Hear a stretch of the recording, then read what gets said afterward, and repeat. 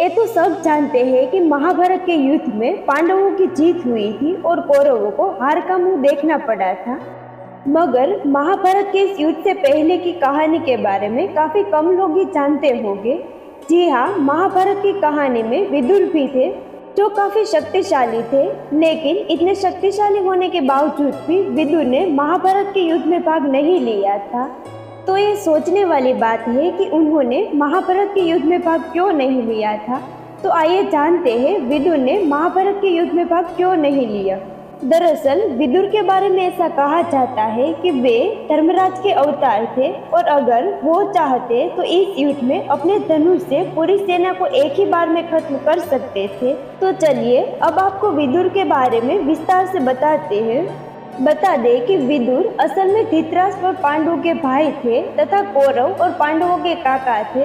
वहीं अगर हम विदुर के जन्म की बात करें तो हस्तिनापुर के नरेश, शांतनु और उनकी पत्नी सत्यवती के 2 पुत्र हुए थे जिनके नाम चित्रांगद और विचित्रवीर्य थे।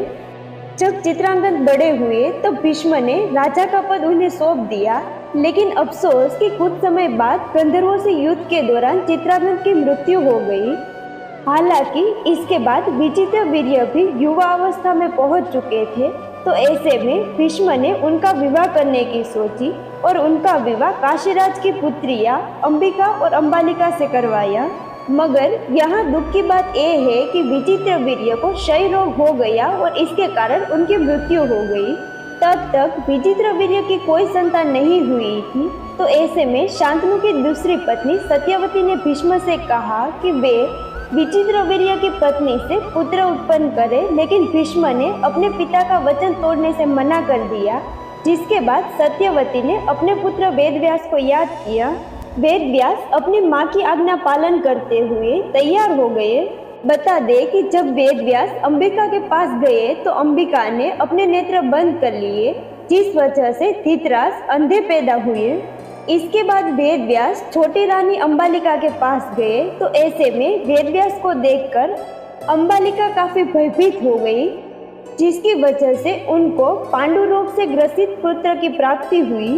इसके बाद मां सत्यवती ने अंबालिका को दोबारा वेदव्यास जी के सामने जाने के लिए कहा। इस बार रानी ने खुद की बजाय अपनी दासी को ऋषि वेदव्यास के सामने भेज दिया और वह दासी वेदव्यास के सामने जाकर बिल्कुल भी नहीं घबराई। जिसके बाद उस दासी से नीतिवान और वेदों के ज्ञानी विदुर का जन्म हुआ।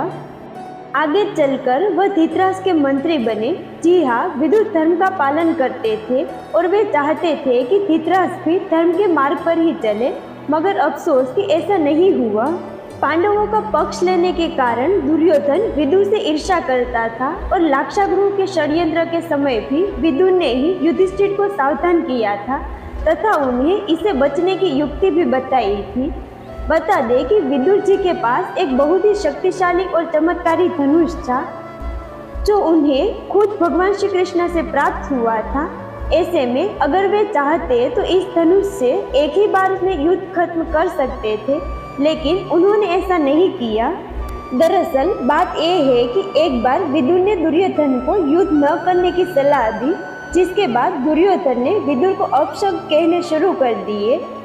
जिसके बाद विदुर ने गुस्से में अपना धनुष तोड़ दिया और ये प्रण लिया कि वे युद्ध में भाग नहीं लेंगे।